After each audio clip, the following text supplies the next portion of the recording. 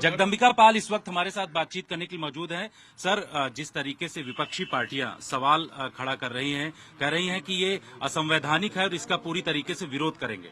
तो अगर कभी राहुल गांधी किसी विधेयक को पढ़ते, लेकिन उनकी आदत तो रही है कि जब कांग्रेस यूपीए की सरकार थी, उनकी अपनी मनमोहन सिंह की, तो अपने विधेयक को, कानून को फाड़ दिया करते थे। मैं कहता हूं राहुल गांधी को कि उन्होंने कहा यह असंवैधानिक है। असंवैधानिक कैसे है?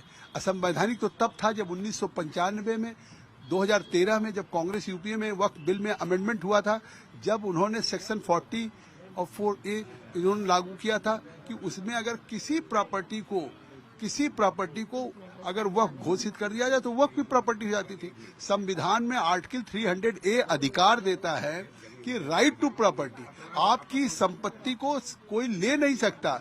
लेने की अगर होगी तो एक्वायर करने की तो वैधानिक प्रक्रिया है।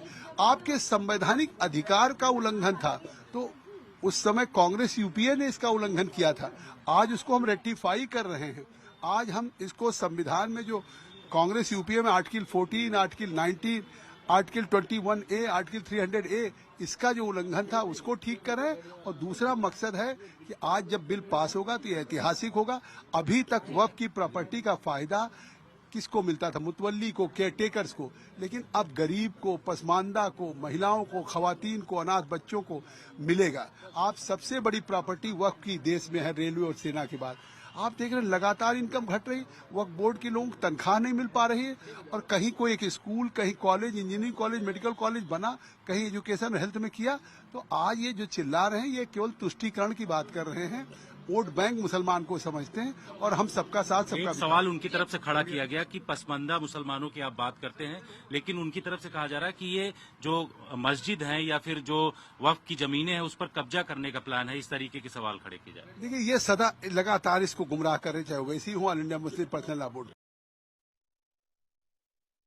और वक्फ संशोधन बिल आज पेश हो रहा है। किरेन रिजिजू जो कि लोकसभा में इस वक्त बाहर बिल ला रहे हैं, ये करोड़ों मुसलमानों ही नहीं बल्कि पूरा देश समर्थन करेगा।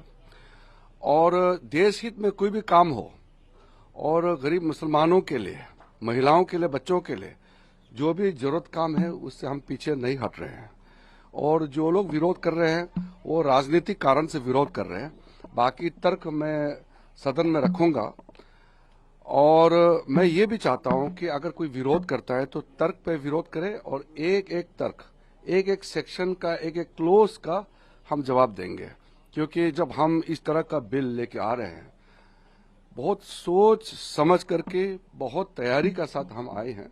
और सदियों तक लोग याद रखेंगे कि नरेंद्र मोदी जी की सरकार में एक ऐसा बिल लाया है जिसने गरीब जनता का, विशेष करके मुसलमानों में, जो दुनिया में सबसे ज्यादा गरीब मुसलमानों का संख्या हिंदुस्तान में है, उसका चिंता सबको होना चाहिए।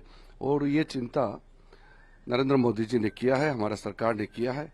और साथ साथ जो वक्फ बोर्ड ने कई सदियों तक, कई सालों तक जो मिसयूज किया है, अधिकार को गलत तरीके से इस्तेमाल किया है और गरीबों का जायदाद लूटा है, उसमें भी रोकने का काम हम कर रहे हैं। देश हित में है। और हम पुनः सब पॉलिटिकल पार्टी को अपील करते हैं कि देश हित में सब बिल को सपोर्ट करना चाहिए। अगर विरोध करते हैं तो तर्क रख के विरोध करें, ऐसे झूठे बातें करके विरोध ना करें।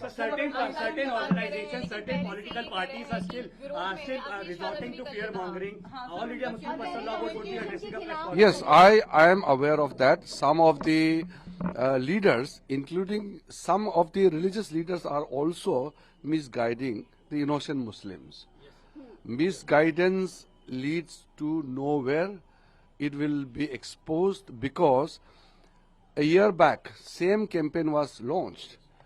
When the CAA bill was introduced, the same people said that the CAA is to snatch the citizenship status of the Muslims.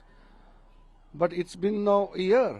Nothing such has happened. आपने देखा होगा CAA के समय में कहा था ना कि CAA, सिटीजनशिप अमेंडमेंट जो बिल आए थे, कहा कि ये मुसलमानों का जो उसका पहचान है उस पे अटैक किया जा रहा है। मुसलमानों का जो सिटीजनशिप स्टेटस है, नागरिकता है, वो छिन जाएंगे।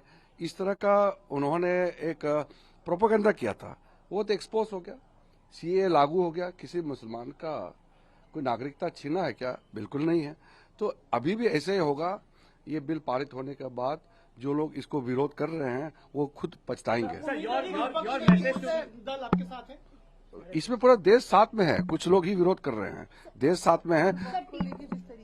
काफी कांग्रेस के नेता, काफी अपोजिशन पार्टी भी प्राइवेटली तो कहते ही हैं ये बिल तो जरूरत है।